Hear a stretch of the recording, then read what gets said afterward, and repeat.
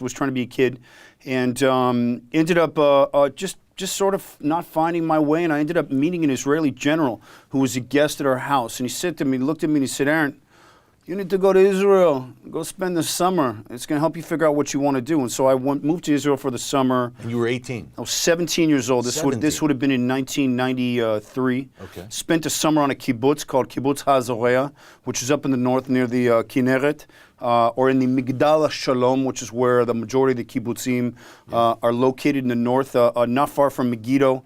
Yeah. And ended up spending a summer on a kibbutz, fell in love with the country, fell in love with the people, start to reconnect of, what it means to be a Jew who grew up in the diaspora, to come back to Israel. You don't really put the pieces together until you're physically in Israel. You know, I've talked about this. It's a thing when you hit Israel, man. Something about the hot air. As soon as that door opens, when it hits your face, there's a, in Hebrew we say, yesh bazeh, is a kesher. There's a connection that just hits, and it's very. You were home. It was definitely the first time I felt like I was where I belonged, and that would be the correct term. I felt like I was home, and so I spent the summer there, did a very intensive, what they call ulpan, which is intensive Hebrew, starting first, second grade Hebrew. I didn't speak a word. And ended up graduating first and second grade Hebrew in about 3 months. You earn your keep on the kibbutz. You work for your pay. You don't get paid. You work. I was in the fish ponds.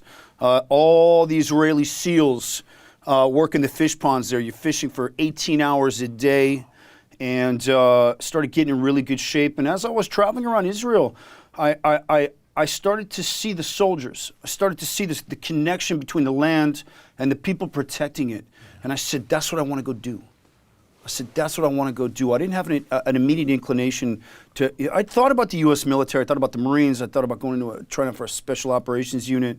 But when I got to Israel, it just hit me. And I saw the soldiers, and everyone's carrying rifles in Israel. But including the women? Including the women, but you almost feel safer. Oh, yeah. With the weapons, knowing that you're surrounded by, a dozen Arab countries who are committed to pushing Israel into the ocean for the last 75 years. Let's take it back 3,000 years, back to all the way back to the old Talmud, and felt this connection, and I decided to volunteer for the IDF. And so I got back to LA and I made Aliyah, which is becoming an Israeli citizen, coming back to Israel. And the following, about 4 months later, I was in Israel, getting indoctrinated into the IDF, and I had about 4 months to prepare physically. And how did your family feel, by the way, when you went up? My mother was terrified. My mother was terrified. She was, you're going to go to the IDF, you can go to the Israeli army. We're not Israelis. We're not from Israel. You don't speak the language. But she's always been very supportive of me. And to this day, she tells me, she goes, there was no way I could stop you. So whatever that was, she goes, there was no way I could stop you. I was never going to be able to pull you back or hold you back.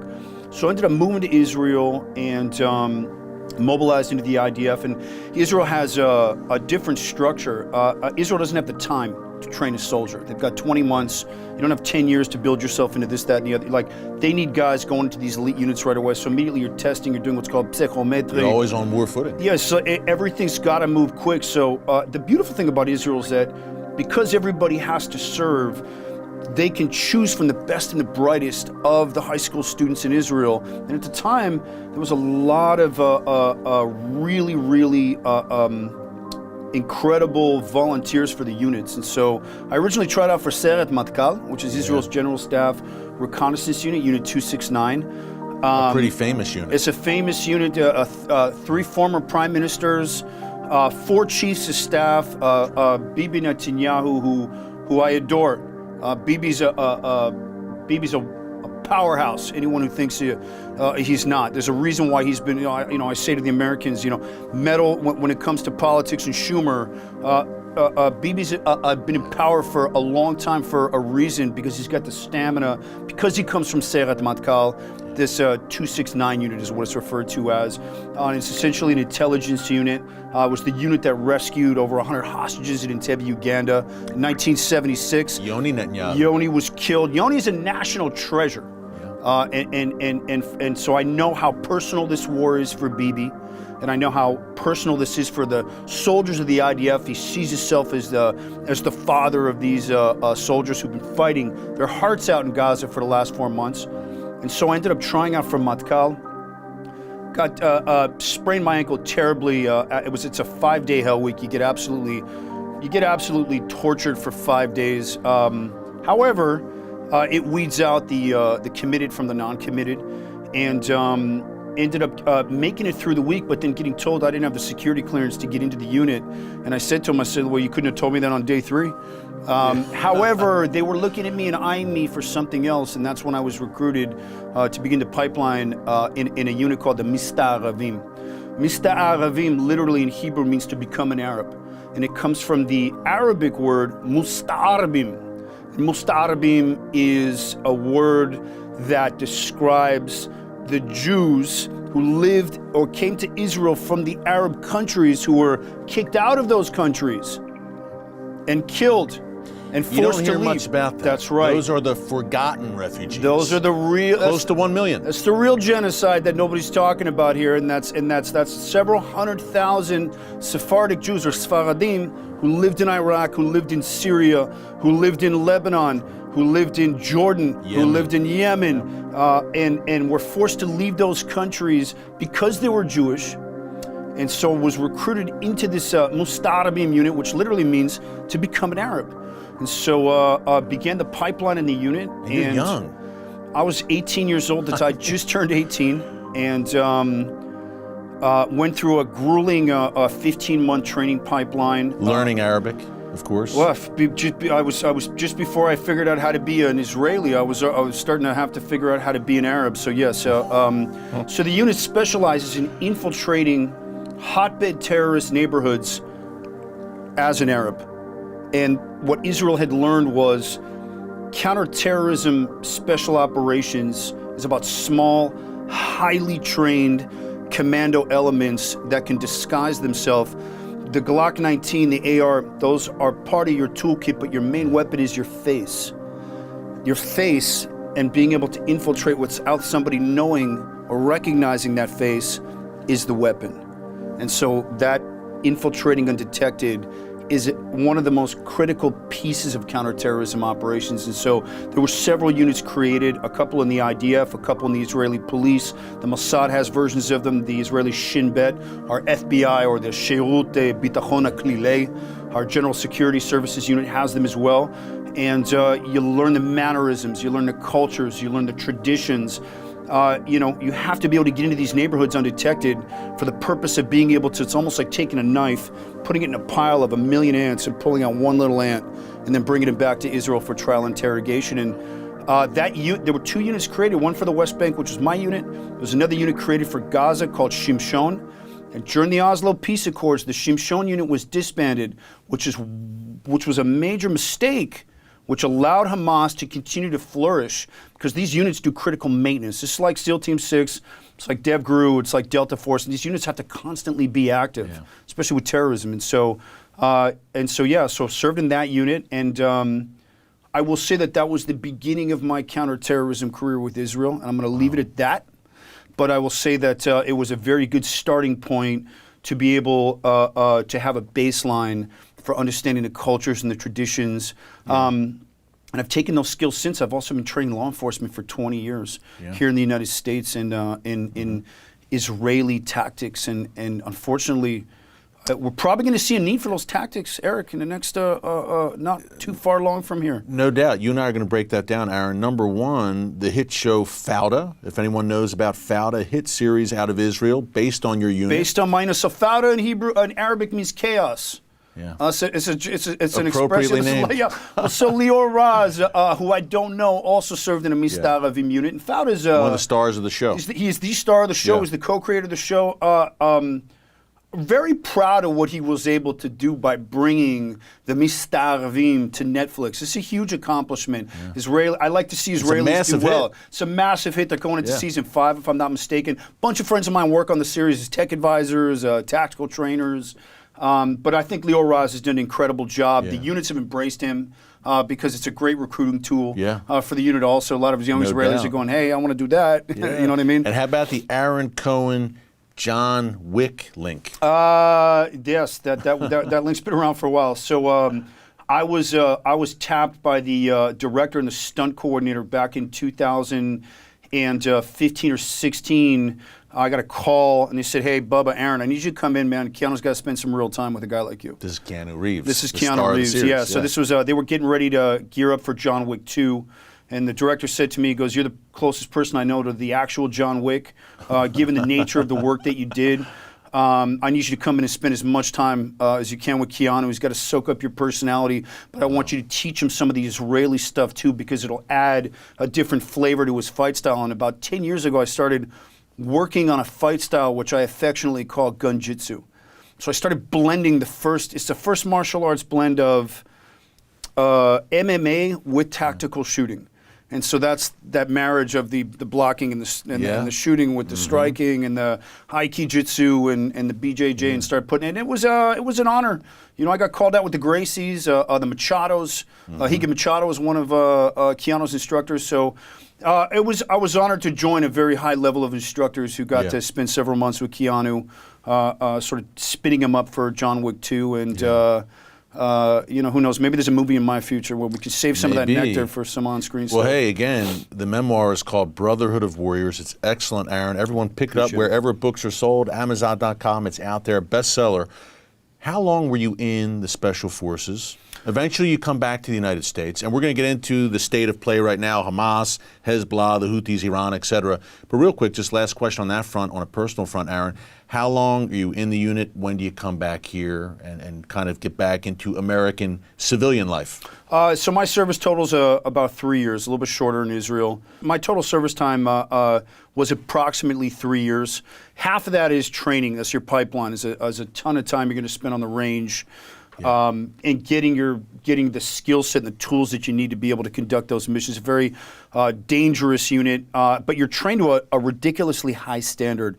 I would compare it to DevGru or SEAL Team 6 or Delta. There's no unit in the U.S. military that's equivalent to the Mistaravim. Maybe the CIA's Special Activity Division would have something similar to it, paramilitary type of unit where you would take linguistics experts who speak Arabic and then spin them up into the tactical portion. So you're looking at a total of approximately 3 years. I got back 2000, just before 9/11. Ended up working as a bodyguard. And the second Intifada. That's correct. That's correct. Well. Yeah, and ended up moving back to L.A. Didn't know what I wanted to do. Didn't know what I wanted to. I didn't know what to wear. You know, there's a lot of things that veterans experience when they come back or they get out of the military. You know, there's an identity crisis. You know, you go from being able to deal with millions of dollars of equipment and responsibility. Especially in your unit. I mean, you're deep undercover. I have a friend also, formerly deep undercover in Israel. Aaron worked in Arab areas, and he said I would come home. And just out of force of habit, I would accidentally speak Arabic to my family. Yeah, I still order cigarettes in Arabic when I'm in Israel. Yeah, well, I don't smoke, but back then, you know, I would go to, or if I go to a Lebanese restaurant here when I'm in Los Angeles, I immediately go to Arabic. You're so deeply immersed well, it's in the culture. DNA. It's in the bone marrow, especially when you do it at such an intense level where. You know, you're carrying the weight of forward operations at a very high level. So, came back to Los Angeles, moved into Brad Pitt's house, ended up doing his security for about a year and a half. Wow. For an Israeli company, a great guy who gave me my start in the security business, and then 9/11 hit. Yeah. Then I got a call from a police agency that said, "Hey, can you teach us some of the Israeli stuff? We need to explore that." And so they got forward thinking. And then spent the next 15 years balancing between security details for different politicians, different celebrities, CEOs, and training law enforcement in the Israeli model of counterterrorism, which is really interesting. It's behavioral based. And what I mean by that is Israel has completely revamped how they work terrorism as far as shooting, as far as hostage rescue. The way we do things is very different. Israel ended up looking at all the data from all the wars and all the terror attacks, and they said, we've got to figure out a better way to do this. How do we keep the commandos safer? How do we keep the cops safer when they're responding to an active shooter? And so they got with the behavioral scientists and looked at what naturally happens under stress, how the body reacts, and then built a tactical system around that, which is what I now teach to law enforcement. Wow. It's brilliant. And I don't know if you've heard me talking about limited penetration room clearing over the last 5 months. You can clear the entire room without going into the room. And by the way, Fox News, you're everywhere since October 7th, and thank God we have your expertise, which brings us to this moment right now, Aaron.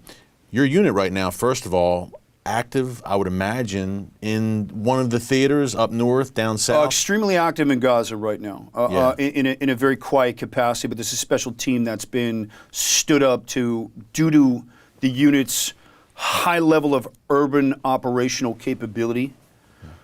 I can tell you that there's a classified team that's been stood up specifically to be able to deal with special needs within Gaza.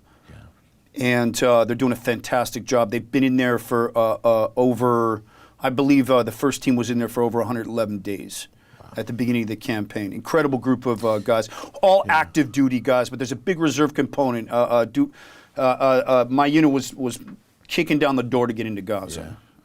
Hey, break down too just how this is completely unprecedented, what the IDF is facing in Gaza, tightly compressed, urban warfare, tightly packed, in terms of a small area of land but such a large population. This seems to be unprecedented, at least in the history of modern warfare. Well, take Fallujah and multiply that times 500 in terms of density, in terms of 90-degree angles, and in terms of space or limited space. The battles of Fallujah were incredibly fierce with the United States Marines, with the U.S. Navy SEALs back in Iraq.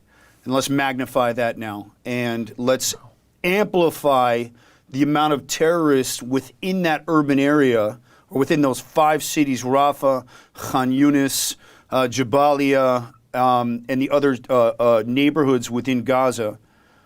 But now let's add the New York City 1,300-kilometer subway system underneath. Terror tunnels. And Israel has brought them down to the 3 remaining battalions. They started off with about 20.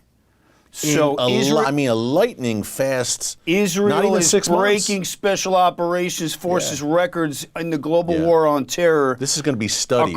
This is going to be studied at West Point, doubt. Annapolis, and every major military and law enforcement agency. I'll be speaking to a monster group of law enforcement leaders in June down in Florida, talking about what makes Israel so effective. And we don't have the choice. But why the howls from the world? You would think, Aaron, that this has been there's been a massive amount of civilian casualties in Gaza, and there hasn't been, by the way. No. But the world continues to howl. What you're saying is absolutely 100% correct. This has been a phenomenal, unprecedented operation by the IDF, lightning success, with a minimum of civilian casualties, and the IDF goes to extraordinary lengths to avoid civilian casualties. You're not hearing that in the mainstream media. So Hamas has managed to infiltrate all the way up to the White House with their psychological warfare. And what I mean by that is, first of all, the numbers that are being reported on the deaths of the Palestinians are reported by Hamas, which runs the Ministry of Health. The Gazan Health Ministry. There's an old expression in Arabic. I'm going to share it with you. And it's "Badak al-Haqohu," which means, and this is very, very specific to the Palestinian culture, which literally translated means, do you want the truth or do you want his brother? You get where I'm going with this? I do.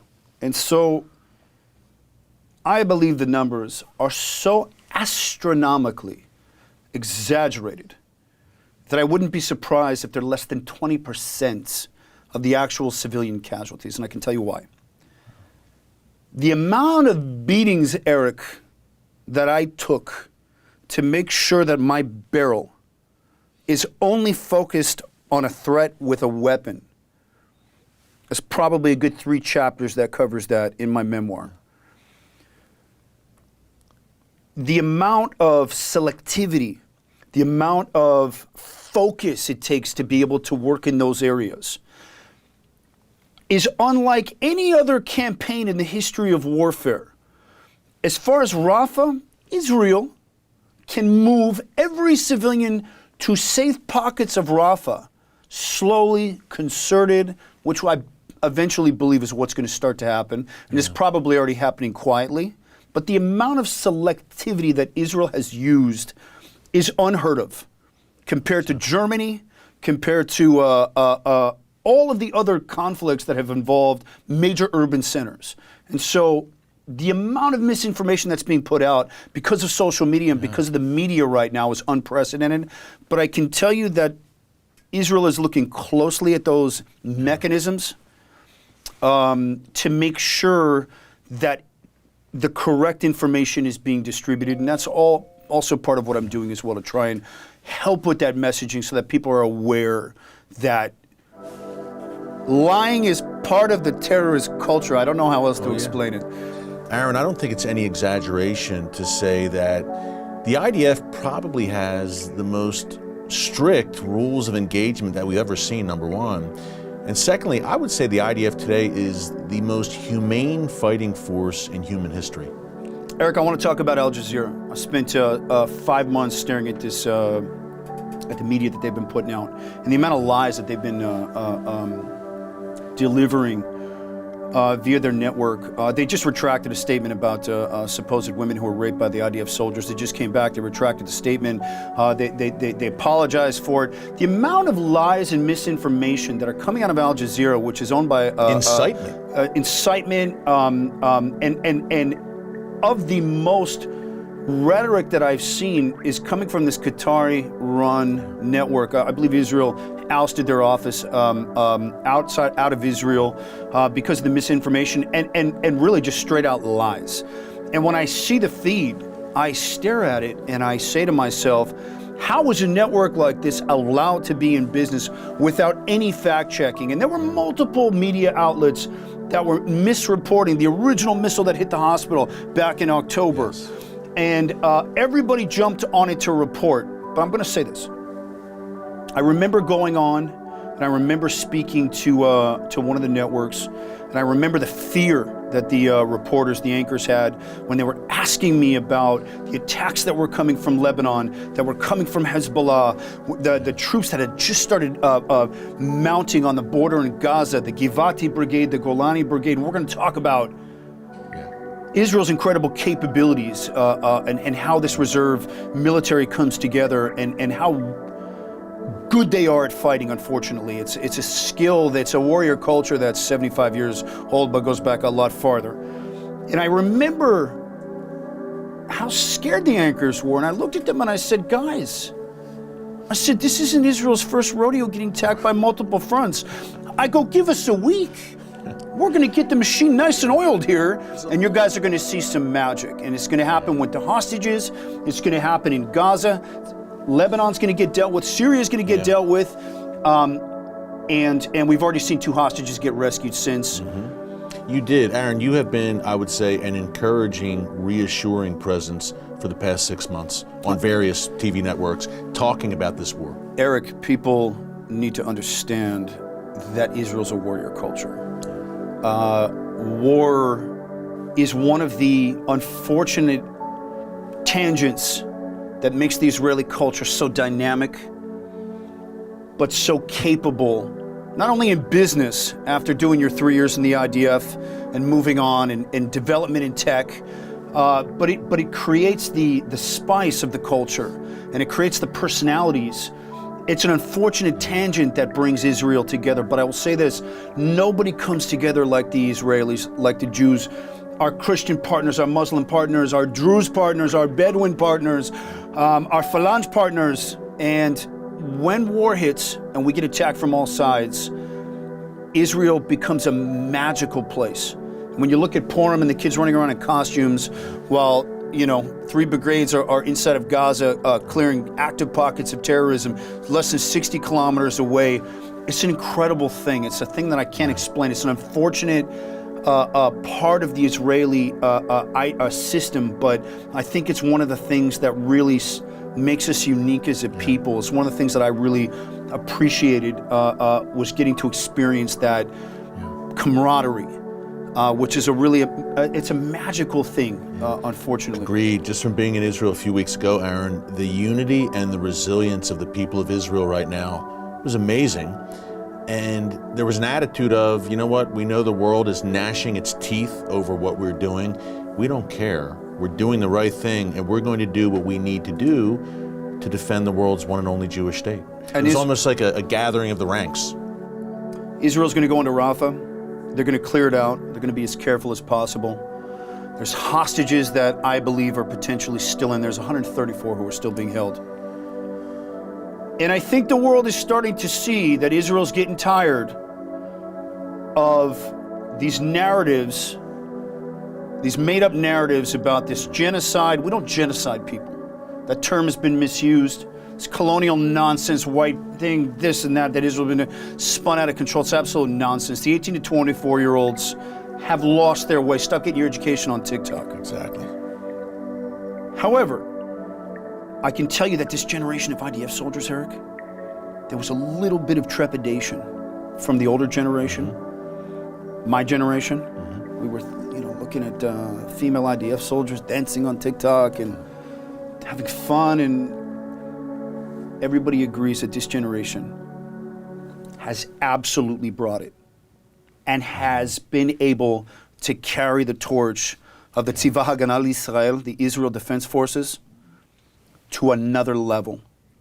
And the spirit is something that every Israeli is talking about right now. And I'm proud to say that I come from that lineage. It's incredible. Naftali Bennett, Prime Minister Netanyahu, everyone will agree. The spirit of this generation has far surpassed anything that we expected because of this TikTok generation. Exactly. But the Israelis, these kids have been incredible, and the reservists who've left their businesses for the last 6 months, who've left their families for the last 6 months. And here's the thing, like I said, on October 9th, Israel's organized now. It's okay. There's nothing to worry about, and the reason why is because when it comes to counterterrorism and to fighting war on multiple fronts, we have a lot of experience here. And what you're seeing right now is the VIPs unfolding. It's a battle for survival, number one. That's right. Number two, that was one of my big takeaways, Aaron, from being in Israel a few weeks ago. I came home and I said to my wife, Generation Z in Israel, Generation Z in America. Two different stories. Like you said, warrior culture, a battle for survival. Just the maturity, the seriousness of young people in Israel. Look, you were 18 in a Special Forces unit going undercover in Arab areas. It's just a different breed. It's a different way of life. You definitely cut from a different cloth, and but I can tell you that there's something about that service that gives you a perspective, and definitely puts you in a position of gratefulness afterwards, for opportunities, to be able to sit with you, to be able to share my knowledge and to transfer knowledge to law enforcement for the last 20 years. I've been a reservist. I've been a SWAT cop and a tactical trainer with a sheriff's agency. I don't get paid. I do it as a reservist. It's my favorite job, Eric. Yeah. It's still my favorite job. When I call up my sheriff, hey man, when am I coming out? Well, let's go. So it's the ability to be able to transfer the knowledge. Yes, you're absolutely forced to grow up at lightning speed compared to this TikTok generation here in the United States. But unfortunately, there's going to be more terrorism coming here, and I think there's going to be a change in the mindset here in the United States, Eric. And the reason why is because there's a bigger problem, and it's Iran. And Iran's got a global view on how they see the world. And Hamas is just a tiny little piece. Hezbollah is a tiny little piece. And the Houthis are a tiny little piece. Iran's the head of the snake. Eric, there's a holy war brewing. Okay. There's a global jihad brewing right now, and Israel's doing everyone's work right now. And if the Western worlds are smart and the Western democracies are smart, they're going to take from Israel's lessons and start figuring out what their playbook is, because you and I are going to be talking about this a lot more. Yeah, we will. Israel is the first line of defense for the West, Aaron, and if Israel goes down, we all go down. Israel won't go down, but as you said, the West needs to wake up. I don't know if it will, but if it comes here more and more, it should. It may have to. Hey, you and I are going to go downstairs here at the TBN headquarters and film an episode of Stakelbeck Tonight, a round table talking about all of these events. Before we go, I do want to ask you about what I've called the coming Great Northern War. Israel obviously very preoccupied in Gaza, about to finish the job there in Rafah of crushing Hamas decisively. Hezbollah is a much different beast and much more dangerous. Iran's crown jewel, I guess you would say, when it comes to the Iranian proxies. The war with Hezbollah, to me, seems unavoidable. And Aaron, you and I were talking off camera. I was on that Lebanon border a few weeks ago, and there's almost a sense of dread. There's some 80,000 Israelis who have left those beautiful communities like Kiryat Shimona in the north, Metula. They don't know when they're going home, when they can get back to normal life. It doesn't seem like Hezbollah is open to diplomacy and UN solutions, needless to say. Is the only way ultimately, do you believe, going to be for the IDF to use military force to deal with Hezbollah in a major way, more than we've seen in these day-to-day, they're more than skirmishes, but these day-to-day clashes we've seen along that border? So regarding Hezbollah, here's where I'm at with this thing. Hassan Nasrallah, the head of Hezbollah, doesn't do anything without the mullah's permission in Iran. The mentality of Hassan Nasrallah in Hezbollah is to understand the Middle East. And when I speak, listen, I'm not a general. And when I speak to counterterrorism, I'm trying to bring you, or I'm trying to speak from the position of how the Arabs think. And that's coming from the Arabist unit, the Mistaravim unit. And so what I believe is that they're going to keep tapping. The escalation will depend on the U.S.'s disposition and how they allow Israel to continue to fight. And the weaker Biden is, or the less aggressive the United States is, with the Houthis who are also funded by Iran, will inform how the Iranians continue to play Hezbollah against Israel. Now, Israel has done a lot of work against Hezbollah quietly, and they're continuing to hit Hezbollah depots. Remember, including Eric, in Syria, not just right, Lebanon. including in Syria, and including potentially, and I can't confirm this, but if I had to guess, I would say that there's already been activity inside of Iran, knowing how Israel thinks. I believe that they're going to continue to terrorize the northern portion of Israel with the 100,000 plus Israelis who have been ejected from their homes or pulled from their homes, which nobody's talking about, which is absolutely unacceptable. But remember, Israel knows southern Lebanon. Israel knows Taibe, Israel knows Marjun, Israel knows these towns. We spent over 15 years patrolling the southern portion of Lebanon when Hezbollah was attacking Israel in that low-intensity conflict decade. That was around my time. And there were some very specialized units that were created to be able to deal with that. So it's got a lot of experience with southern Lebanon. Israel will continue to slap back as those missiles keep coming in, but there will become a point where our chief of staff and our defense minister, a former Israeli SEAL, will say enough. Yeah. It'll be up to them to decide when that time is right. But if at any point Israel feels like a much larger attack is imminent, Israel will preempt because their strength lies in attacking the attack before it can actualize. And a lesson of October 7th, right? And a lesson Don't let it gather. And a lesson from the 6th